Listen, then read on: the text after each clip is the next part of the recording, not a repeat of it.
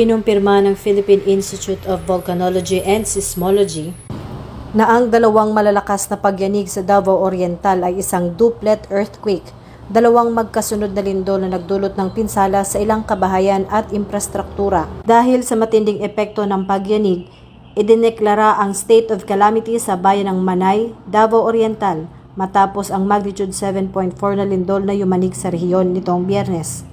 Ayon sa Office of Civil Defense, Region 11, may inulat na isang nasawi at ilang sugatan batay sa paunang ulat habang nagpapatuloy ang beripikasyon ng mga lokal na otoridad.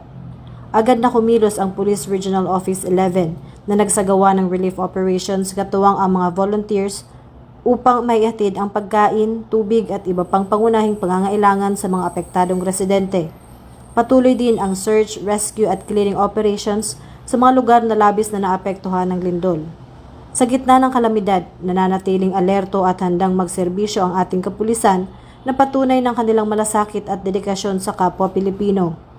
Tunay na isinasabuhay ng bagong PNP sa bagong Pilipinas ang mabilis na serbisyo, tapat na tungkulin at serbisyong nararamdaman ng bawat mamamayan.